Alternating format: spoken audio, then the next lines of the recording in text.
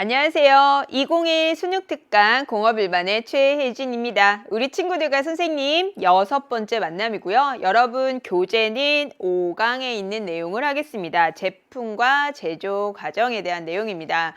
자, 오늘부터는요. 우리 공업일반이 총 5개 단원이라고 했잖아요. 5개 단원 중에서 우리 1단원 끝났습니다. 그래서 2단원을 처음 시작하는 그러니까 강의입니다. 근데 우리 1단원 공부한 친구들이 공업일반 조금 할만해요 라는 이제 친구들이 많이 생겨났을 거예요. 자신감이 좀 생겼을 텐데 1단원은요 보통 2점짜리 문항이 많고요. 그리고 지금부터 시작하는 2단원과 3단원, 4단원에 관련된 거는요 보통 3점짜리 문항이 많습니다. 그만큼 어렵기 때문에 그러니까 배점이 높다라는 거. 그래서 우리 친구들 지금부터 또 다시 공부를 다시 새로 시작한다는 마음으로 2단원 시작해 보도록 하겠습니다. 자, 그럼 오늘은 핵심 포인트가 뭔지 선생님과 볼까요? 자, 오늘의 핵심 포인트는요. 자, 제품에 대한 얘기를 할 건데 제품의 의미와 제조 과정, 제품이 일반적으로 어떤 제조 과정을 거치는지 그거에 대해서 이야기를 할 거고요.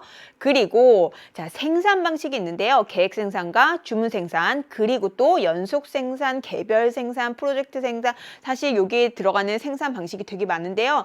대표적으로 이렇게 지금까지 기출문제 굉장히 많이 나왔던 것만 쌤이 핵심 포인트로 찝어봤습니다. 자, 그러면 이제 제품의 의미 들어가 보겠습니다. 자, 제품의 의미, 이제 보통 제품이라 하면 어떤 거냐면요. 말 그대로 원료를 사용해서 만든 물품을 우리는 제품이라고 합니다. 그러면 선생님이 한 가지 예를 들어서 선생님이 지금 가지고 있는 볼펜, 그리고 선생님이 입고 있는 옷, 이것도 우리는 다 제품이라고 해요. 어떠한 원료나 재료를 사용해서 무언가를 만드는 물품이라고 그걸 제품이라고 했잖아요. 그럼 제품이 소비자가 보는 제품의 3가지 관점이 있는데요. 그 관점을 3가지로 봤을 때 어떤 게 있느냐, 이제 이거 볼게요. 자, 여기 있는 선생님이 가지고 있는 볼펜은요. 여러 가지 색이 있어요. 여러 가지 색의 기능을 가져서 굉장히 편리해요. 그래서 이런 것들을 우리가 뭐라고 하냐면 기능적 관점이라고 합니다. 기능적 관점. 자, 기능적 관점에서 제품이 가진 본질적인 기능에 의해서 제공되는 편리함과 유익함을 기능적 관점이라고 하고요. 자, 2번째. 자, 보통 어른들 보면은 고급 명품 제품을 이제 막 이렇게 명품 가방을 들고 다니면서 그걸 가지고 우월감을 가지고 있는 그런 심리적인 가치 이런 거 있잖아요. 그런 거를 우리는 심리적 관점이라고 합니다. 심리적 관점. 이제 소비자가 보는 제품의 3가지 관점이에요. 자, 그리고 3번째가 자, 친환경 제품을 구입했을 때 이걸 사용하면 이제 환경 보호에 기여하고 있다라고 생각하는 사회적 가치. 얘를 우리는 사회적 관점이라고 합니다. 사회적 가치. 예를 들어 플라스틱을 쓰더라도 내가 이제 예를 들어서 옥수수로 만든 플라스틱을 쓰면서 나는 뭔가 환경 보호에 기여하고 있는 것 같아라는 그런 사회적 관점으로 해서 이 3가지가 소비자가 보는 제품의 3가지 관점이라는 거 요거 한번 기억해 보시고요. 자, 그리고 그 다음 보겠습니다. 다음. 자, 코틀러라는 사람이요. 제품을 정의를 했는데 제품의 정의에 이렇게 3가지로 정의를 했습니다. 첫 번째가 핵심 제품, 2번째 유형 제품, 3번째 확장 제품인데 이거의 차이가 뭐냐면요. 여러분 이게 잘 보세요. 핵심, 그러니까 선생님이 그러니까 예를 들어서 한번 얘기를 해볼게요. 자, 소비자가 그 제품에서 얻고자 하는 서비스나 편익을 주는 제품이에요. 그러니까 예를 들어서 나는 시원함이나 아니면 쾌적함을 위해서 어떤 제품이 필요해. 그럼 시원한 거, 굉장히 시원한 제품이 필요해. 그럼 뭘까요? 그러니까 그 제품의 핵심은 뭐예요? 시원함이죠. 그 예를 들어 에어컨. 에어컨.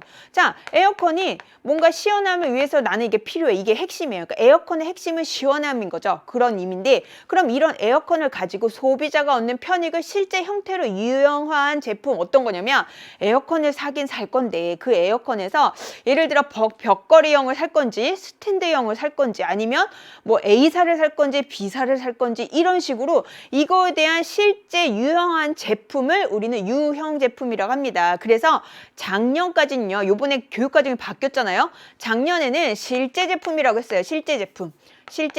그런데 요번 교육과정이 바뀌면서 유형 제품이란 말로 바뀌었습니다. 어차피 유형 제품, 실제 제품 같은 말이에요. 그래서 보통 여기에서는 유형 제품에서 무엇을 보냐? 상표나 아니면 이제 품질 뭐 이런 것들을 실제로 보는 거죠. 그 다음 디자인을 중시하게 되는 이런 거죠. 이걸 유형 제품이라고 합니다. 자, 그 다음 이제 3번째 확장 제품이 뭐냐면 자, 유형 제품에 다른 기업과 구별되는 추가적인 다양한 서비스나 부과된 제품이에요. 그러니까 예를 들어 이런 거죠. 아, 이제 내가 뭐 스탠드형을 살 거야? 아니면 벽걸이형을 살 거야? 여기까지 이 유형 제품으로 골랐어. 근데 이거 외에 또 어떤 걸 보냐면 서비스라던가 AS 있잖아요. 에어컨에 AS 아니면 자 이거에 대한 제품 설명서가 굉장히 잘 되어 있는 건 난 할 거야. 이런 사람들도 있습니다. 자 그래서 자 AS나 제품 설명 그러니까 추가적인 다양한 서비스나 부과된 제품에 대해서 분류 이제 이렇게 정의한 거를 확장 제품이라고 해요. 그래서 세 가지가 분명한 차이는 있죠. 핵심이냐, 유형이냐, 확장이냐. 그래서 이런 코틀러라는 사람이 제품을 이렇게 정의를 했다는 거를 기억을 하시고요. 자, 그 다음 이제 다음 넘어가 보도록 하겠습니다. 자, 제품을 분류를 할 때 제품의 내구성에 따른 분류로 크게 내구재냐 비내구재냐 이렇게 구분이 되는데요. 내구는 자 견딜 내 오랜 구를 써서 굉장히 오래 자 여러 번 사용해도 소모되지 않고 오랜 기간 사용이 가능한 제품을 우리는 내구재라고 합니다. 내구재. 그 약간 이건 상식적인 거예요. 그래서 보통 가전제품 같은 경우는 바로 소모되는 게 아니잖아요. 그쵸? 바로 소모되는 게 아니고 한 번만 쓰는 게 아니고 오래 사용하고 그리고 소모되지 않고 오래 기간 사용이 가능한 거 가전제품이라던가 아니면 자동차 그리고 가구 뭐 이런 것들을 우리는 내구재라고 합니다. 내구재. 자 그럼 비내구재는 반대예요. 단 한 번만 사용할 수 있거나 사용기간이 비교적 짧은 제품을 우리는 비내구재로 하는데 보통 식료품 한 번 정도 사용하고 우리는 소모되잖아요. 이런 식료품 또는 의류 그리고 화장품 의약품도 마찬가지입니다. 자, 의약품 등. 자, 이런 것들을 우리는 비내구재라고 해요. 그래서 내구성에 따라서 내구재와 비내구재로 구별이 된다. 이거를 기억을 하시고요. 자, 그 다음 그러면 또 있습니다. 분류 방법이. 자, 이번에는 사용 목적에 따른 분류가 있어요. 사용 목적. 자, 사용 목적에 따른 분류가 크게 두 가지로 되어 있습니다. 첫 번째가 소비재가 있고요. 소비재. 두 번째가 생산재가 있습니다. 생산재. 어디서 많이 들어본 것 같아요. 그쵸? 우리 1단원을 공부를 열심히 했던 친구들은 이거 분명히 기억하고 있을 거예요. 소비재와 생산재는 누가 분류를 했죠? 보통 우리가 산업을 분류를 할 때 산업 분류 우리 세 가지 배웠습니다. 클라크 분류, 호프만의 분류, 한국표준 산업 분류 세 가지 꼭 기억하고 있어야 된다고 얘기했죠. 근데 그중에서 호프만이라는 사람이 공업 부분에 대해서 분류를 했는데 소비재냐 생산재냐 근데 이거 진짜 많이 나온다고 선생님 얘기했어요. 소비는 일상생활에서 우리가 쉽게 소비할 수 있는 거 그래서 경공업에 관련된 게 소비재라고 얘기했고요. 그리고 생산재는 소비재에 필요한 것들을 만들기 위해서 그러니까 생산에 필요한 것들을 만들기 위해서 만든 것들 생산재 이거를 우리는 중공업, 중화학공업을 생산재라고 했습니다. 그럼 그 중에서 자 소비재가 있습니다. 사용 목적에 따른 분류 중에 소비재 이 중에서 소비재는 구매자가 욕구 충족을 위해서 일상생활에서 직접 소비하는 제품 우리 알고 있는 말들이에요. 그쵸? 이 중에서요. 자, 세 가지로 소비재는 또 세 가지로 분류가 됩니다. 그럼 여기 첫 번째 볼게요. 소비자가 제품에 대한 구체적인 지식이 있어서 특별한 노력을 기울이지 않고 즉시 구입하는 거예요. 그러니까 금방 구입하는 거예요. 예를 들어서 뭐 식료품 아니면 우유 뭐 휴지 뭐 이런 것들 생각해 보세요. 아 쉽게 구입할 수 있어요. 이런 걸 우리는 뭐라고 하냐면 편의품이라고 해요. 편의품. 그래서 우리 편의점에 가면 정말 쉽게 구입하잖아요. 같은 말이에요. 편의품이라고 합니다. 편의품. 그러면 두 번째예요. 제품에 대한 정보가 부족한 소비자가 구매하기 전에 많은 제품을 조사를 해보고 가격, 품질, 디자인 등을 뭐한다? 비교한 후에 구입하는 거. 예를 들어 스마트폰 같은 거 편의점에서 쭉 사는 거 아니잖아요. 그쵸? 비교하죠. A 살 거 살까? B 살 거 살까? 비교 막 하잖아요. 자, 요런 것들을 우리는 뭐라고 하냐면요. 자, 가릴 선, 그 다음 살매. 그러니까 사는데 뭔가를 가리는 거예요. 그래서 얘를 뭐라고 하냐면 선매품이라고 합니다. 선매품.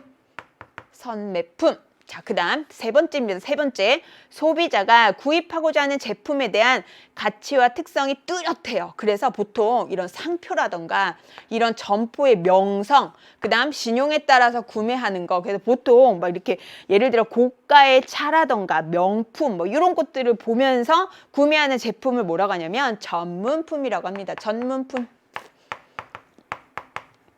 자, 이 세 가지는 다 우리 소비자들이 쉽게 직접 소비하는 것들, 소비재에 해당이 되는데 세 개가 분명한 차이가 있다라는 거. 그리고 자, 다음 가볼게요. 사용 목적에 따른 분류 중에서 소비재 우리 했잖아요. 이번에는 생산재예요. 생산재. 소비재를 만들기 위한 부품이나 재료와 같은 중간재를 생산재라고 합니다. 그래서 보통 중화학공업이었잖아요. 근데 그 중에서 또 분류가 되는데 완전한 제품을 생산하기 위한 제품의 일부분으로 투입되는 부분품, 그래서 보통 얘를 재료 및 부품이라고 합니다. 재료 및 부품. 자, 그 다음 두 번째예요. 인간에 의해서 생산돼서, 자, 이거예요. 완제품 생산에 부분적으로 투입되는 이런 수단. 중간 생산물. 그래서 예를 들어 이런 거죠. 예를 들어서 생산 장비라던가 생산 장비, 그리고 실험 장비, 뭐 이런 것들. 자, 얘를 우리가 뭐라고 하냐면요. 자본재라고 합니다. 자본재고요. 그리고 볼게요. 완제품 생산에 투입되지는 않으나 기업의 운영에 사용되는 제품. 그래서 보통 뭐 이제 기업의 운영에서 이제 사용되기 위해서요. 소비자가 그냥 소비를 하기 위한 게 아니라 기업의 측면에서 사용되는 제품. 예를 들어 뭐 청소용품이나 사무용품들 필요하잖아요. 자, 이런 것들을 우리는 소모품이라고도 합니다. 소모품. 기업의 입장입니다. 이런 생산재를 생산하기 위해서 다는 거. 그래서 사용 목적에 따라서 생산재도 이렇게 나뉜다는 거를 기억을 하시고요. 자, 이번에는 제품의 제조 과정을 한번 보도록 하겠습니다. 자, 제품. 자, 어떠한 이제 제품에 대해서, 제품의 정의와 의미에 대해서 우리가 좀 공부를 했어요. 그러면 제품은 도대체 어떤 식으로 제조가 되는지, 자, 과정 자체는 여러 단계가 있어요. 그런데 어떤 교과서는 5종이기도 하고 어떤 교과서는 6종이기도 해요. 그런데 일반적인 제조 과정의 절차예요. 그래서 얘에 관련된 기출문제가 지금까지 공업일반에서 딱 2번 나왔습니다. 근데 또 나올 수도 있어요. 그래서 한번 보세요. 우리 친구들이 가장 헷갈려하고 힘들어하는 부분만 선생님이 좀 찝어주겠습니다. 보통 제품을 제조를 할 때 맨 처음에 내가 그 제품을 만들 때요. 제품을 만들 때 우리 맨 처음 하는 게 뭐예요? 제품을 개발을 해야 되겠죠. 그러면 개발을 그냥 하는 게 아니라 시장의 수요가 어떤지, 그러니까 시장의 요구가 어떤지, 그다음 이런 수요 예측을 해야 돼요. 지금 현재 소비자들이 이런 걸 굉장히 필요로 하는구나. 이런 거를 자, 시장 요구 및 수요 예측까지는 우리 친구들이 제품 개발 단계 인주는 정확하게 알아요. 근데 자, 그리고 나서 이거에 대한 아이디어 창출까지 하죠. 근데 이제 여기 자, 별표로 해쳤습니다. 별표. 도면 설계 및 제작이에요. 뭔가 제품에 대한 아이디어를 가지고 도면을 설계하고 제작하니까 얘가 부품 가공 단계라고 착각하는 친구들이 굉장히 많습니다. 우리 친구들도 이게 제품 개발이야 이제 아는 친구들도 있을 거예요. 도면 설계, 그러니까 도면을 제품을 만들기 전에 그 도면을 설계하고 제작하는 건 제품 개발 단계에 해당된다. 문제가 어떻게 나오냐면 이런 식으로 나오고 얘는 이 6가지 과정 중에 어디 단계에 해당되냐 이런 식으로 문제가 나오니까 선생님이 가장 많이 그러니까 틀리는 것들을 얘기해 주는 거예요. 그리고 나서 이거에 대해서 원자재, 여기 들어가는 재료라든가 원자재를 확보를 해야 되잖아요. 그죠? 원자재 구입 및 검사하는 게 원자재 확보 단계. 그러니까 여기까지는 좀 쉽게 할 수 있어요. 세 번째 볼게요. 부품을 가공, 만드는 거예요. 만드는 건데, 자, 소성 검사가 있고, 소성 가공이 있고, 절삭 가공이 있어요. 그래서 보통 소성 가공은 외력을 가해서 영구 변형이 되잖아요. 그렇게 해서 원하는 제품을 얻는 걸 우리가 소성이라고 하고요. 절삭은 재료를 깎아서 가공하는 걸 절삭이라고 합니다. 그 다음 여기에 또 하나 들어가는 게 표면 공정이 있어요. 표면 공정. 자, 표면 공정은 겉에 코팅을 해서 부식을 방지한다던가 아니면 내열성이 좋게 만든다던가 하는 이런 표면 공정까지도 있어요. 이런 것들이 우리는 부품 가공 단계에 되고요. 그리고 나서 그거에 대한 공정 검사하는 것까지 여기까지가 제품을 만드는 과정이에요. 여기까지가 부품 가공 단계예요. 그래서 1, 2, 3단계 끝났고요. 그 다음 볼게요. 부품을 가공을 했으면 부품을 가공해요. 자, 가공한 걸 가지고 부품을 조립하는 거죠. 조립. 만든 부품을 조립하는데 공정별 작업 순서에 맞게 조립을 하는 거예요. 그리고 기능 및 성능 검사를 하고요. 완성을 하는데 자, 완성품에 대해서 이제 그러니까 모든 부품들을 다 완성품으로 만든 거예요. 조립해서 완성품으로 만든 거예요. 얘를 가지고 완성검사 및 품질 평가를 하고요. 마지막 6단계에서 제품 출하가 있는데, 자, 제품을 내보내는 거예요. 출하, 내보내는데 손상을 최소화하고 안정성을 고려하는데, 여기에서 중요한 거 출하 검사가 있습니다. 출하 검사. 자, 출하 검사인데 이 출하 검사에 어떤 검사가 있냐면 두 가지 검사가 있어요. 첫 번째 전수 검사가 있고 두 번째 표본 검사가 있습니다. 또는 샘플링이라는 말도 많이 쓰고 있어요. 자, 그래서 이런 전수 검사, 표본 검사를 우리는 출하 검사하는데 보통 어디 단계에 해당된다? 제품 출하 단계에 해당된다. 근데 어떤 교과서는요, 5종으로 나온 게 있어요. 5종. 그러니까 5단계, 5단계. 지금 선생님이 얘기해 준 건 6단계잖아요. 어떤 교과서 5단계가 얘랑 합쳐져 있는 것도 있어요. 제품 완성 및 제품 출하 해갖고 얘를 한 단계로 해서 5단계로 나온 교과서도 있습니다. 어쨌든 순서는 똑같다는 거, 요거를 기억하시고요. 그러면 출하 검사의 전수와 표본 검사는 무엇이냐? 이거를 선생님과 함께 공부해 보도록 하겠습니다. 자, 여기 있습니다. 이거는 이제 EBS 플러스에 있습니다. 그래서 전수검사는 어떨 때 하는 건지, 그리고 표본검사는 어떨 때 하는 건지 선생님이 설명을 해줄게요. 자, 얘는 출하되는 모든 제품을 검사한다 해서 전체를 검사하네, 이렇게 외우면 될 것 같아요. 전체 검사하네? 그래서 얘를 전수검사라고 합니다. 전수검사. 전수검사. 그럼 얘와 반대로 제품 중에 몇 개의 표본만, 몇 개의 샘플만 취해서 검사하는 거, 이런 거를 우리는 표본검사라고 해요. 표본검사 또는 샘플링이라는 검사도 있습니다. 같은 말입니다. 교과서마다 조금 용어가 다른데 같은 말이에요. 자, 요거 두 가지가 있는데 그럼 이 두 가지의 차이가 무엇이냐? 어떤 건 점수검사를 할까요? 자, 어떤 거 검사 보세요. 고가의 물품이에요. 고가 물품 또는 인명의 영향이 있는 경우예요. 그래서 이런 거죠.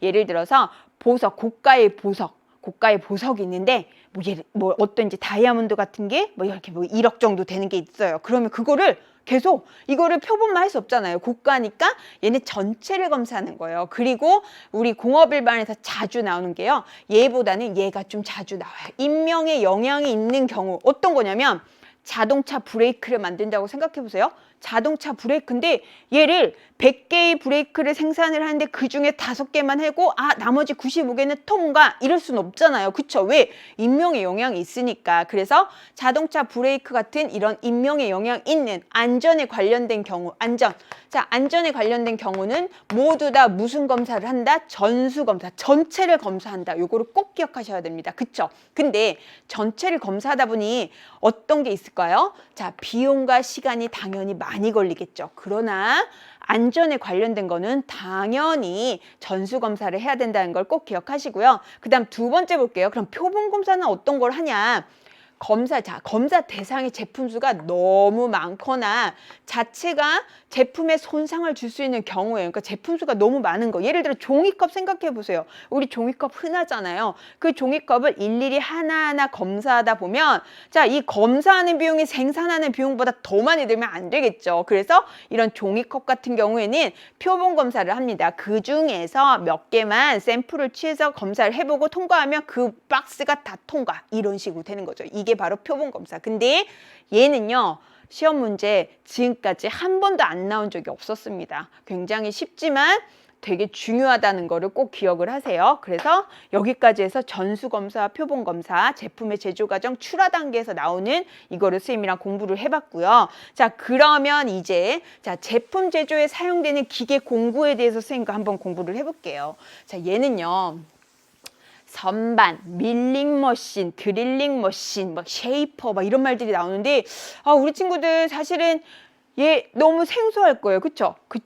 자, 근데 우리 그 공업일반은요, 공업일반뿐만이 아니라 직업탐구에 관련된 내용은 전공의 유불리 문제는 나오지 않습니다. 누구한테는 유리하고 누구한테는 불리한 문제는 안 나와요. 예를 들어 선반 같은 경우에는 우리 그러니까 기계과 친구들은 이런 선반으로 실습을 하기 때문에 이게 뭔지 다 알아요. 그래서 이렇게 되어놨고 얘는 선반이다라는 말이 안 나와요. 이런 문제는 나온 적이 없어요. 근데 선생님 왜 가져왔냐? 그리고 교재는 왜 있냐? 이유는요, 이제 앞으로 우리가 산업 안전 부분에 대해서 제시문을 다룰 때 예를 들어 선반을 실습하다가 선반을 작업하다가 작업한 작업자가 이런 말이 나와요. 그러면 그 선반이 뭔지, 예를 들어 밀링 머신을 작업한 작업자가 이렇게 나오는데 밀링 머신이 뭔지 조금은 알아야 될 거 아니에요. 그래서 개념을 위해서 선생님이 좀 가지고 와봤습니다. 그래서 얘를 달달달달 외울 필요는 없습니다. 그냥 눈으로 요런 거구나 라고만 생각하시면 돼요. 그래서 선반은요, 재료의 회전과 공구의 선운동에 의해서 원통형 공작물을 가공하는 기계에 의해서 이렇게 선반이 되어 있고요. 얘는 보통 공구는 가만히 있고 이렇게 이런 재료를 회전시키면서 깎는 거예요. 가공하는 거예요. 이걸 선반이라고 하고요. 그 다음 두 번째 볼게요. 드릴링 머신은요, 드릴을 회전시키면서 축 방향으로 이렇게 구멍을 뚫는 거예요. 구멍 뚫는 기계. 얘를 드릴링 머신이라고 합니다. 그리고 세 번째 볼게요. 밀링 머신입니다. 밀링 머신. 얘는 회전하는 공구의 재료를 이송하여 평면, 곡면 등을 가공하는 기계로서 선반이라 반대예요. 공구가 회전하면서 재료를 가공하는 거죠. 공구가 회전하면서. 이게 밀링 머신입니다. 그래서 이런 용어들이 조금 자주 나오는 편이에요. 자, 그리고 쉐이퍼와 플래너는요, 재료의 평면이나 홈을 가공하는 기계로서요. 자, 쉐이퍼는 소형물 가공이고요. 플레이너는 대형물 가공에 이용한다 생각하시면 돼요. 근데 사실 쉐이퍼랑 플레이너는 이렇게 자주 나오는 용어는 아닌 것 같아요. 자, 그 다음 보겠습니다. 연삭계요. 자, 연삭계는 좀 자주 나오는 용어예요. 그래서 숫돌바퀴를 회전해서 평면이나 원통의 내면을 정밀하게 다듬는 거예요. 그러니까 이런 거죠. 자, 물체 표면을 갈아서 반들반들 만들어지는 거. 반들반들하게 하는 걸 우리가 연삭기라고 해서 연삭기의 용어는 좀 많이 나옵니다. 그래서 나중에 산업안전 부분에서도 연삭기 용어를 좀 많이 볼 수 있을 거예요. 자, 그 다음이 이제 압연기예요. 압연기. 압연기는 어디서 많이 들어봤을 것 같아요. 어디서 들어봤을까요? 자, 1단원에서 선생님이 철강공업 할 때 압연 과정 이렇게 해서 설명했을 거예요. 그쵸? 철강공업의 제조 공정 중에 하나예요. 마지막에 그러니까 제선, 제강, 연주, 다음에 압연이에요. 그래서 회전하는 롤 사이에서 2개 이상의 롤 사이에 통과시켜서 두께나 단면을 줄이고 길이를 늘려서 여러 가지 형태로 만드는 기계, 얘를 압연기라고 한다는 거. 자, 요거까지만 알고 계시면 되고요. 자, 이제부터가 중요합니다. 자, 이제부터가 제품의 생산 방식이에요. 지금까지 정말 중요했던 개념이니까 요거는 꼭 기억을 하셔야 됩니다. 선생님이 얘기하다 보니까 다 기억하래요. 그죠? 어떡하지? 뭘 기억해야 되지? 근데 우리 교재에 있는 내용이 굉장히 많은데 그중에 선생님이 몇 개만 추려서 하니까 이 정도는 우리 친구들 충분히 할 수 있을 것 같습니다. 자, 그러면 제품의 생산 방식 중에서 제일 중요한 게요, 계획 생산이냐 주문 생산이냐, 이게 제일 많이 나와요. 그럼 뭐가 계획 생산이고 뭐가 주문 생산인지 이것도 사실은 우리가 중공업에서 우리 조금 공부를 했었어요. 그래서 우리 친구들이 쉽게 접할 수 있을 것 같은데 이런 거예요. 시장의 수요를 고려해서 생산계획 수립 후 미리 제품을 만드는 거, 얘가 계획 생산이에요. 그러니까 이런 거죠. 올해 여름은 정말 더울 것 같아. 그래서 소비자들이 어떤 가전제품을 많이 찾을까라고 미리 수요를 예측하는 거예요. 어떤 제품을 찾을까요? 에어컨을 많이 찾겠죠. 아니면 요번에는 미세먼지가 너무 많아. 그래서 미세먼지를 걸을 수 있는 가전제품이 필요해. 그 가전제품이 뭘까요? 공기청정기잖아요. 자, 이런 식으로 미리 수요를 예측해서 미리 만들어 놓는 거예요. 그쵸? 주문받아서 만드는 게 아니죠. 그런 걸 우리는 계획 생산이라고 하는데 여기에서 쌤이 말하는 가로치기가 되게 중요한 말이라고 했죠. 자, 계획 생산은요, 보통 얘만 전용으로 만드는 설비 이름이 전용 설비라고 해요. 전용 설비가 필요해요. 그러니까 에어컨만 전용으로 만드는 전용 설비가 필요하고 아니면 공기청정기만 전용으로 만드는 전용 설비가 필요한 거예요. 전용 설비. 그리고 자, 뭐가 중요하냐면요, 수요 예측을 정확하게 해야겠죠. 그쵸?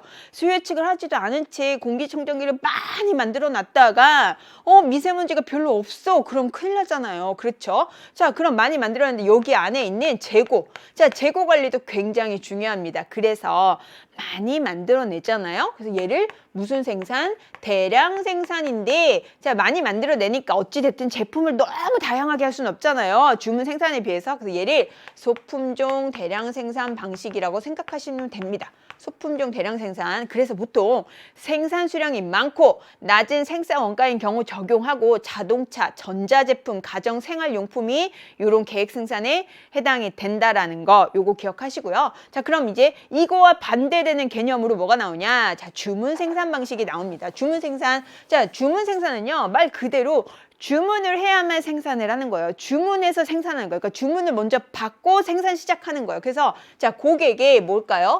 주문에 따라서 특정한 제품을 만드는 거예요. 그럼 얘는 설비가 우리 계획생산은 전용 생산이었잖아요. 전용 설비가 필요했잖아요. 근데 주문 생산 방식은 어떤 거냐면 널리 여러 가지 쓰는 유형이니까 너무나 다양하니까 소비자의 기호가 다양해지니까 이 소비자의 기호들을 맞추려고 주문들이 다양하잖아요. 그러면 얘를 널리 여러 군데에 쓸 수 있게 유연하게 쓰이는 얘 설비 이름이 뭐냐면 범용입니다. 범용. 자, 범용 설비가 필요하고요.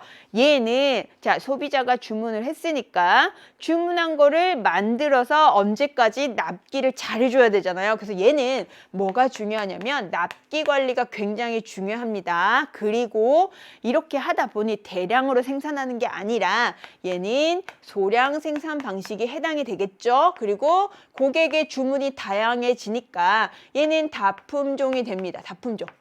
이제 차이를 좀 아시겠죠? 그래서 생산 수량이 적고 제품이 크며 고가인 경우 적용이 되고 보통 항공기, 조선, 건축, 토목에 해당이 된다. 이거 생각하시면 돼요. 우리 중공업에서 주문 생산 조선공업, 건설공업 대표적이었죠. 이렇게 생각하시면 됩니다. 자, 그러면 선생님이 표를 가지고 와봤습니다. 이 표를 한번 볼게요. 자, 이렇게 표로 해서 문제가 나온 적도 있어서 선생님 가져와 봤어요.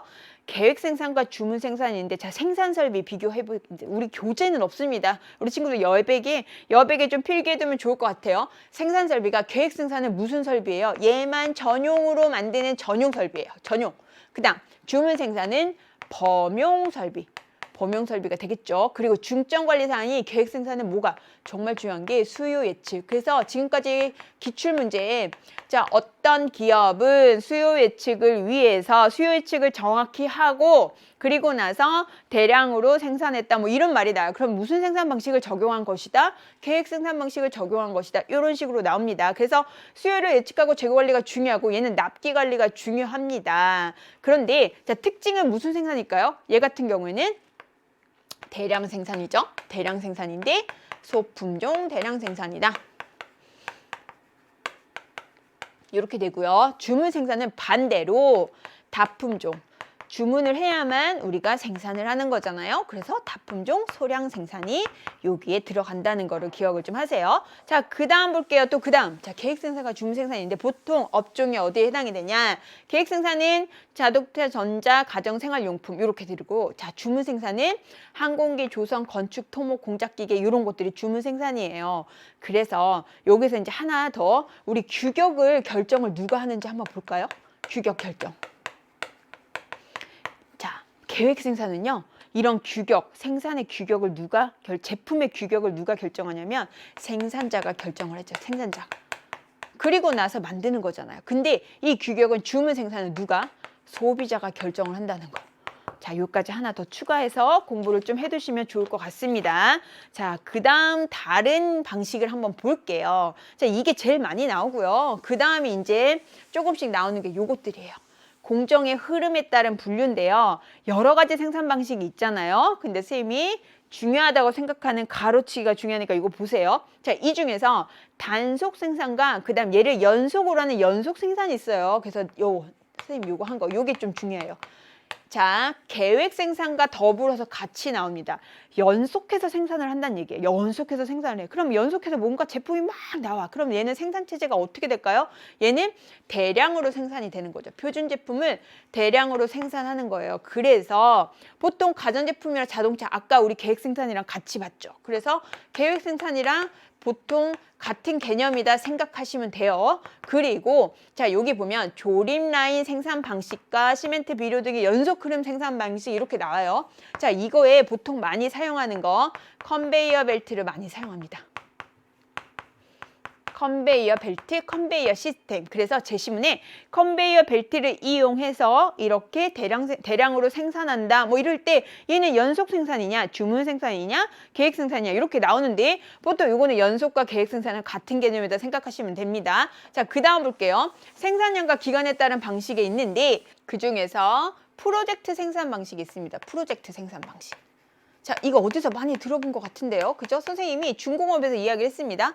중공업에서 프로젝트, 그러니까 제한된 기간 내에 하나의 프로젝트를 위해서 그 도시의 뭐 발전을 위해서 반복적이지 않은 생산품을 생산하는 거. 그래서 프로젝트 생산 방식의 대표적인 게 건설공업이었죠. 건설공업. 자, 건설공업이었는데, 자, 얘는요, 자, 기업의 경험과 기술력, 노하 등을 판매하는 방식에서 대규모 공사의 댐, 교량, 고속도로, 건설공업 나오죠. 자, 이게 건설공업이 프로젝트 생산 방식에 해당된다. 그래서 얘만 따로 나눈 게 아니라요. 건설공업의 문제가 나오면서 얘의 생산 방식이 나오기도 합니다. 근데 결국 프로젝트 생산 방식은 누군가가 이렇게 주문을 한 거예요. 그래서 주문 생산 방식과 비슷하다고 생각하시면 됩니다. 자, 그다음 두 번째 볼게요. 소비자의 요구에 맞는 제품을 생산하는데, 자, 얘는 개별로 주문하는 거예요. 그러니까 주문 생산 방식의 또 하나라고 생각하시면 돼요. 두 번째가 개별 생산 방식이다. 이런 게 있고요. 자, 그다음 볼게요. 대량 생산 방식은 같은 종류의 것을 예정된 계획에 의해서 대량으로 만드는 거. 그럼 결국엔 얘는 뭐예요? 계획 생산이에요. 계획 생산. 그쵸? 계획 생산이고요. 로트 생산은, 자, 로트가 어떤 거냐면 일에 생산되는 특정 수의 제품 단위예요. 그러니까 덩어리라고 생각하시면 됩니다. 그래서 보통 제품을 한 개 생산할 때는 로트 용어가 필요가 없는데 보통 여러 개 생산할 때 이 덩어리씩 생산하는 걸 로트 생산이라고 합니다. 여기까지 해서 기억을 좀 해주시면 되고요. 그럼 이제 수능 실전 문제 한번 들어가 보도록 할게요. 자, 다음은 제품의 일반적인 제조 과정을 나타낸 것이다. 가단계. 자, 이 가단계에 해당되는 활동이에요. 그러면 하나, 둘, 셋, 6가지 단계 중에서 개발을 하고 확보해서 뭐를 할까요? 조립하기 전에 가단계는 부품 가공 단계죠. 그래서 보통 요 6가지 단계는 외워두시는 게 조금 더 좋을 것 같습니다. 꼭 기억하세요. 자, 그러니까 부품 가공 단계에 해당되는 거 그럼 볼게요. 기억, 제품에 대한 아이디어를 창출한다. 아이디어 창출은 어딜까요? 당연히 제품 개발 단계에 해당이 되죠. 제품 개발. 그리고 두 번째, 제품이 손상되지 않도록 포장되는 거예요. 제품이 다 나왔어요. 나왔으니까 포장하고 내보내는 거. 제품 출하 단계에 해당이 되겠죠. 출하. 그쵸? 자, 그 다음 세 번째 볼게요. 디귿. 완성된 부품에 대해 품질을 검사한다 해서, 자, 우리 친구들이 이거 제품 검사 아니야? 라는 친구들이 있을 거예요. 보세요. 얘는요, 완성품이 아니라 완성된 부품이에요. 부품에 대한 품질을 검사하는 거예요. 그러면 조립하기 전에 들어가야 되겠죠. 조립하기 전에. 그래서 얘는 부품 가공 단계에 해당이 되겠죠. 그 다음 리을 볼게요. 재료를 적절히 가공해서 원하는 모양을 만든다, 가공하는 거죠. 얘도 맞는 답이 되겠죠. 그래서 2번은요. 기억과 리을이 정답이 되겠습니다. 자, 그 다음 볼게요. 3번입니다. 3번.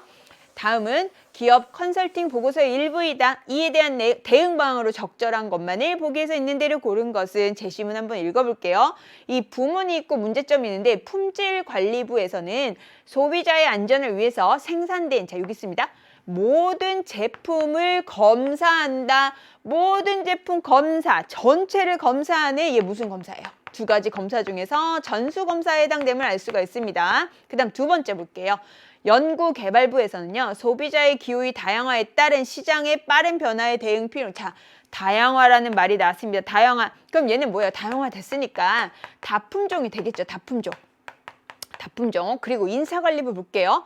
근로자의 이직이 잦음으로 양질의 노동력 확보를 위해서 공장 이전 검토가 필요하다. 그럼 입지에 관련된 문제가 나왔네요. 입지 중에서 세 가지. 자, 자연적 입지가 있고, 두 번째 경제적 입지, 세 번째 사회적 입지가 있습니다. 그쵸? 그 중에서 자, 교통이라던가 노동력 확보에 필요한 거기가 유리한 곳의 입지라는 경우는 이 중에서 경제적 입지 조건에 해당이 됐습니다. 그러면 보기 볼게요.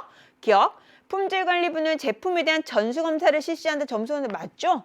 니은. 연구개발부는 다품종 소량 생산에 적합하도록 다양한 신상품을 개발한다. 맞죠? 자, 그 다음 디귿. 인사관리부에서 공장 이전을 검토하는 주요 원인은 경제적 입지 조건을 고려한 것이다. 세 가지 입지 조건 중에서 노동력과 그 다음 교통, 뭐 이런 것들 경제적인 거, 자본에 관련된 거, 이건 경제적 입지 조건이라고 했습니다. 그래서 3번은요. 기억과 니은 디귿이 모두 정답이 되겠네요. 자, 그 다음 4번 들어가 볼게요. 4번입니다. 다음은 신약 개발에 대한 기사이다. 이를 통해 알 수 있는 내용으로 옳은 것만을 보기에서 있는 대로 고른 것은 이라고 되어 있습니다. 제시문 선생님이 읽어보도록 하겠습니다. 제시문.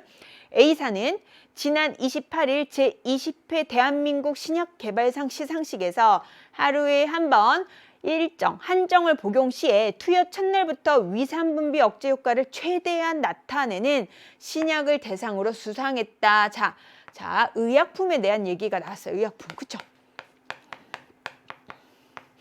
근데 자, A사는 이 제품에 대해 이미 임상시험을 마쳤으며 최근에 완공한 자동화된 전용 생산 라인을 활용해서 제품을 대량 생산해서 자동화된 전용 생산 라인을 활용해서 얘를 뭐 한다? 대량 생산한대요. 대량 생산해서 국민 건강 증진에 기여할 계획이라고 설명했다라고 됐어요. 그럼 이 제시문을 가지고 보기를 한번 풀어볼까요? 기억. 개발된 제품은 비내구제에 해당한다. 자, 의약품입니다. 그래서 얘는요. 내구제냐 비내구제냐 내구성에 따라서 두 가지로 분류가 됐잖아요. 오래 견디는 거 이게 아니라 한 번 사용으로 되니까 의약품이잖아요. 비내구제에 해당되는 게 맞죠. 내구제가 아니라 그죠? 보통 내구제는 전자제품이라던가 이런 것들이었어요. 그 다음 두 번째 볼까요? A사는 BT를 활용하여 개발한 제품으로 대상을 수상하였다. 자, 이 BT가 뭔지 알아야 문제를 풀 수 있겠죠. 자, BT가 뭐였죠? 우리 친구들 BT. 생명공학 기술이었어요. 그쵸? 생명공학 기술. 생명공학 기술, 그래서 생명체를 이용한 거, 이걸 가지고 그러니까 의학에 관련된 거, 이거에 대한 신약을 개발했다고 했으니까 BT를 이용한 게 맞죠. 그 다음 D급 보겠습니다. 신제품에 대한 생산 방식 보면 대량으로 생산한다, 자동화된 뭐 이런 말이 나왔잖아요. 그럼 얘는 연속 생산이에요. 근데 여기 자 프로젝트 생산은 대표적으로 어디? 건설공업에 해당이 되니까 얘는 틀린 보기가 되겠죠. 그 다음 리을. 기업의 업종은 클라크의 산업분류 중 기업의 업종은 뭐예요? 신약을 생산하는 의약품을 생산하는 제조업이잖아요. 그러니까 분류 중에 제2차 산업 제조업이 맞는 보기가 되겠죠. 그래서 기억과 리을이 정답이 되겠네요. 4번이 정답이 되겠습니다. 자, 이번에 6번 들어가 보도록 할게요. 6번. 다음 사례에서 알 수 있는 땡땡 기업에 대한 설명으로 옳은 것만을 보기에서 있는 대로 고른 것은 했어요. 선생님이 제시문 한번 읽어보도록 하겠습니다.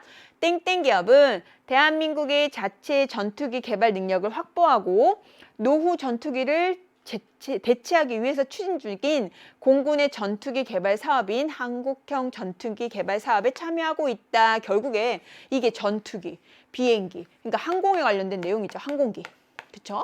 항공기에 관련된 내용인데 고등훈련기, 기동 헬기 등 생산된 모든 항공기에 대해 여기 써있네요. 모든 항공기에 대해서 정밀하게 품질 검사를 실시해온 이 회사는 약 225개의 국내 업체들과 10개의 정부 출연 연구소 그리고 15개의 대학교들이 참여하는 사업에 참여함으로써 괄목할 만한 기술 발전이 기대되고 있다라고 되어 있습니다. 그러면 자, 항공기에 관련된 거예요. 그쵸? 그러면 보기 한번 볼게요. 항공기는 어떻게 해요? 미리 제품을 만들어 놓는 계획 생산이 아니죠. 선박이라던가 항공이라던가 이런 거는 주문에 의해서만 주문 생산 방식으로 제품을 생산한다가 맞는 보기가 되겠죠. 그 다음 니은 생산된 제품에 대해 전수검사를 실시한다. 앞에 보시면 제시문 보면 생산된 모든 항공기에 대해서 정밀하게 품질 검사를 했대요. 모든 전체 검사 안에 전수 검사가 맞죠. 맞는 보기가 되겠네요. 그리고 자 항공기에 관련된 거니까 디귿 우주항공 기술을 적용한 제품을 생산하고 있다. 얘는 맞는 보기가 되겠습니다. 그리고 리을 업종은 클라크의 산업 분류 중 자 얘는 어떠해요? 얘는 무형의 이익을 서비스를 제공하는 게 아니라 제조하는 거잖아. 항공기 제조. 얘도 그래서 마찬가지로 3차가 아니라 2차 산업에 해당이 되는 거죠. 2차. 그죠? 앞에 있는 4번과 굉장히 비슷한 문항이 되겠습니다. 그러면 이제 다음 볼게요. 7번입니다. 7번. 다음 구매활동 사례에 나타난 철수와 영희의 구매 제품에 대한 분류예요. 구매 제품에 대한 분류입니다.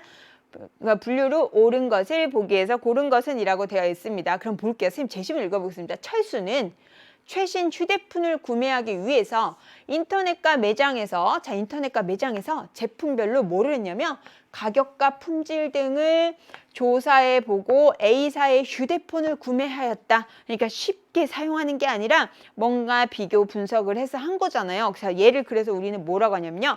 가릴선, 살매 해서 선매품이라고 했죠. 선매품이죠. 그 다음 두 번째 영희 볼게요. 영희는 평소 관심이 있었던 작품 사진에 대해서 공부를 해보고자 공부를 해보자. 얘는 뭐 다른 걸 본 게 아니라 브랜드의 명성에 걸맞게 전문 사진사들이 주로 사용하는 B사의 카메라를 구매하였다라고 되어 있습니다. 그럼 이 중에서 뭘까요? 얘는 전문품에 해당이 되죠. 전문품. 그래서 보기를 보면 보기, 기역, 철수는 선매품에 해당이 되고요. 그리고 영희는 전문품에 해당이 되죠. 그래서 기역과 디귿이 답이 되겠죠. 기역과 디귿 2번이 정답이 되겠습니다. 여러분 교재 2번이 정답입니다. 자, 2번에 9번 한번 풀어보도록 하겠습니다. 9번입니다. 9번. 다음은 기업별 생산품 조사 보고서의 일부이다. 가와 나 기업에 대한 설명으로 옳은 것만을 보기에서 있는 대로 고른 것은 이라고 되어 있습니다. 자, 가를 보면요. 생산품이 시멘트, 레미콘이에요. 나 같은 경우는 교량댐이네요. 그쵸? 그래서 얘는 시멘트 공업에 관련된 거고, 그 다음 나는 건설공업에 해당이 되겠네요. 그러면 보기를 보고 문제를 풀어보도록 할까요? 보기 보면 가의 생산품은 내구재에 해당한다 라고 되어 있습니다. 내구재는 여러 번 써도 소모되지 않는 오랜 기간 사용이 가는 걸 내구재라 하는데 시멘트는 한 번 쓰면 되잖아요. 그죠? 그쵸? 그래서 얘는 내구재가 아니라 비내구재에 해당이 되죠. 비내구재. 그리고 니은 볼게요. 나는 건설공업에 해당이 되죠. 자, 프로젝트 생산 방식으로 제품을 생산한다. 건설공업의 대표적인 생산 방식. 그래서 얘는 맞는 보기가 되겠습니다. 그 다음 디귿 볼게요. 가의 업종은 시멘트, 레미콘 등은 나의 업종에 재료를 공급하는 역할을 하게 된다. 어때요? 그냥 말 그대로 그냥 바로 시멘트 당연히 건설공업에 들어가잖아요. 그래서 디귿도 맞는 보기가 되겠죠. 그 다음 리을 볼게요. 가와 나의 업종은 자, 한국표준산업 분류의 대분류 항목이 동일하다라고 되어 있는데 가의 업종은 시멘트 관련된 거예요. 그러면 뭔가를 만드는 거죠. 그래서 얘는 제조업에 해당이 되죠. 대분류 항목에 되면 대분류 항목에 C에 해당되는 제조업이에요. 가 같은 경우에는. 근데 나는 건설업이잖아요. 건설업은 제조업과 분리가 되어 있습니다, 여러분. 그래서 건설업은 자, 나는 건설업으로 F에 해당이 됩니다. F. 요 정도까지는 우리 공업에 해당되니까 우리 친구들이 알고 있으면 조금 더 괜찮을 것 같습니다. 자, 그래서 얘는 동일하다는 어때요? 틀린 보기가 되겠죠. 그래서 우리가 문제를 풀다 보면 이 안에 호프만의 산업분류, 그 다음 클라크의 산업분류, 한국표준 산업분류 이게 되게 많이 나와요. 그쵸? 여러분 좀 느끼셨겠죠? 그래서 그러니까 교재 1강에 있는 내용들이 단독적으로 나온다기보다는 이렇게 다른 단어가 통합해서 나온다는 걸 여러분 좀 기억을 하셨으면 좋겠습니다. 자, 그 다음 이제 우리 기출문제 들어가 보도록 할게요. 그러면 기출문제는 어떤 식으로 나왔냐, 이쪽에 관련된 거는 자, 얘가요 좀 오래되긴 했지만 우리 친구들이 조금 공부하기 편할 것 같아서 선생님 가지고 왔습니다. 2015학년도 대학 수학능력 시험 7번 문항이에요. 7번 문항인데 볼게요. 다음은 제품의 일반적인 제조 과정을 나타낸 것이다. 가와 나에 해당하는 업무를 수행한 사례로 적절한 것을 보기에서 고른 것은 이라고 되어 있습니다. 그러면 자, 얘는 일반적으로 이렇게 나왔습니다. 보통 선생님이랑 오늘 공부한 거는 총 6단계가 됐죠. 근데 얘는 5단계로 이렇게 또 나왔네요. 그래서 제품을 개발을 하고요. 원자재 확보 및 자재 관리를 하고 가공 및 조립을 또 분리를 했는데 얘는 같이 했네요. 그죠? 가공 및 조립, 그다음 제품 검사를 하고 제품 포장 및 출하가 나왔습니다. 그래서 검사하고 출하도 같이 하는 교과서도 있고 가공이랑 조립을 또 분리하는 단계도 있어요. 근데 어찌됐든 내가 이 단계가 순서가 바뀌진 않아요. 단계를 외우고 있으면 쉽게 풀 수 있습니다. 그래서 첫 번째 가가 원자재를 확보하고 자재 관리하는 거, 그 다음 제품 검사하는 거에 어떤 것이 있는지 보기를 한번 볼게요. 자, 이 중에서 시장조사 결과를 반영해서 제품을 설계한다. 자, 시장조사 결과를 반영까지는 시장조사, 수요를 예측한 거잖아요. 시장의 요구를 파악하는 거, 앞에 있는 제품 개발 단계인 건 알아요. 근데 이제 설계한다라고 하니까 우리 친구들이 제품의 가공 단계인가? 부품의 가공 단계인가? 이렇게 착각하는 친구들이 있어요. 요거를 이 부분에서 굉장히 많이 틀렸었습니다. 자, 그래서 얘는 설계한다니까 얘는 첫 번째 단계인 제품 개발 단계에 해당이 됩니다. 그 다음 두 번째 니은 볼게요. 니은. 완제품의 동작 상태를 시험해서 이상 유무를 체크리스트에 기록한다라고 되어 있습니다. 그러면 완제품, 제품이 나온 거예요. 부품을 조립해서 뭔가 제품, 완제품, 완성된 제품이 나왔네요. 완제품을 시험에서 체크리스트에 기록한다. 얘는 어떤 거에 해당될까요? 얘는 제품 검사에 해당이 되겠죠. 제품 검사. 그래서 우리 제시문에 있는 나에 해당이 되는 거겠죠. 그 다음 디귿 볼게요. 디귿. 작업 지시서의 작업 순서에 따라서 원료의 투입 장치에 원료를 투입한다. 뭔가 만드는 거예요, 이제는. 그래서 부품을 가공하는 거죠, 얘는. 그래서 얘는 부품 가공. 부품 가공 및 조립 단계에서 여기 있는 단계 중에서는 부품 가공에 해당이 되겠죠. 그 다음 리을 보겠습니다. 생산에 필요한 재료의 구매 주문서를 작성해서 해당 업체에 전자우편을 발송한다. 그러니까 생산을 하려면 그거에 대한 원자재의 구매 주문서를 작성해서 해야 되니까 원자재를 구입해야 되겠잖아요. 그래서 얘는 우리 제시문에 있는 가에 해당되는 원자재 확보 및 자재 관리에 해당이 되겠죠. 원자재 확보 및 자재 관리. 사실은 이 제품 개발 단계에 해당되는 거 사실 우리 친구들 다 국어적으로 해석이 가능할 수 있게끔 나옵니다. 그래서 크게 어렵진 않을 것 같아요. 자, 그러면 이제 우리 다음 한 문제, 기출문제 한 문제 더 한번 풀어볼까요? 다음 풀어볼게요. 자, 표는 생산 방식을 비교한 것이다. 얘도요, 아주 예전에 나왔던 거예요. 예전에 나왔는데 제시문, 그러니까 선생님이 요거를 가져온 이유는 표로 정리가 잘 되어 있어서 좀 가지고 왔습니다. 근데 이렇게만 나온 게 아니라 최근에도요, 계획 생산이냐 주문 생산이냐 정말 많이 나왔어요. 근데 다른 단원과 통합해서 나왔기 때문에 다른 단원을 우리 친구들이 공부를 아직 안 한 상태에서 이거를 풀기가 어려울 것 같아서 딱 요것만, 요 개념만 나왔던 문제를 좀 가지고 와봤어요. 자, 그러면 이게 어떤 것인지 한번 볼까요? 뭔가 생산 수량이 많대요. 얘는 적대요. 그러면 얘는 어떤 거예요? 대량 생산이네요. 그죠?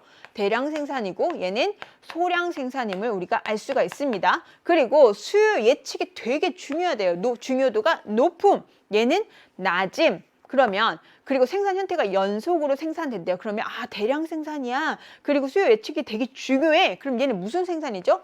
얘는 바로 계획 생산임을 알 수가 있습니다. 계획 생산. 그쵸? 자, 그 다음 나번 볼게요. 댐이나 빌딩이 딱 나왔어요. 그러면 얘는 프로젝트 생산이에요. 그럼 프로젝트 생산은 보통 아까 선생님 얘기했죠. 프로젝트 생산은 주문을 해야만 생산하는 거라고. 그래서 계획 생산이 아니죠. 그래서 얘는 어디에 해당이 될까요? 얘는 주문 생산에 해당이 되죠. 주문 생산에.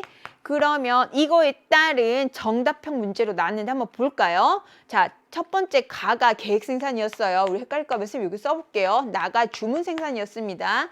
그런데 자, 여기에서 틀린 거, 옳지 않은 것을 고르는 거예요. 근데 예전에는 이렇게 옳지 않은 부정형 문항이 나왔지만 우리 공업일반에서 최근 들어서 부정형 문항은 한 번도 나온 적이 없었어요. 알겠죠? 그래서 정답형만 나오지만 이렇게 부정형, 옳지 않은 것을 고르는 건 나오지 않았지만 그래도 한번 볼게요. 틀린 것만 고르는 거예요. 자, 가. 계획 생산은 제품의 사양을 주문자가 결정한다. 계획은 주문자가 결정하는 게 아니죠. 소비자가 결정하는 게 아니라 생산자가 결정하죠. 요게 틀렸네요. 요게. 그럼 2번부터 볼게요. 또 가는 계획 생산은 전용 설비를 이용한다. 맞죠? 얘만 전용으로 만드는 거. 나는 주문받은 후에 생산 계획을 수립한다. 얘도 맞는 복이죠. 그 다음 니은 나는 부가가치가 높은 고가의 제품 생산 맞죠. 자, 그 다음 가는 나보다 수요 예측이 쉬운 제품에 그래서 수요 예측이 중요하기 때문에 적합하다. 이게 맞죠. 그죠? 자, 그래서 틀린 거는 1번이 되겠습니다. 1번. 자, 이런 식으로 문제가 나왔습니다. 자, 여기까지 해서요. 2번 제품과 제조 과정 이쪽에 있는 개념과 문제를 다 풀어봤습니다. 어떠셨어요? 우리 친구들 좀 뭔가 자신감이 붙지 않았을까요? 자, 오늘 너무 고생 많이 했고요. 우리 다음 시간에 또 꼭 이 단원은 이제 두 번째 개념이니까 꼭 들어오시길 부탁드리겠습니다. 오늘 고생하셨어요. 다음 시간에 꼭 만나요. 안녕.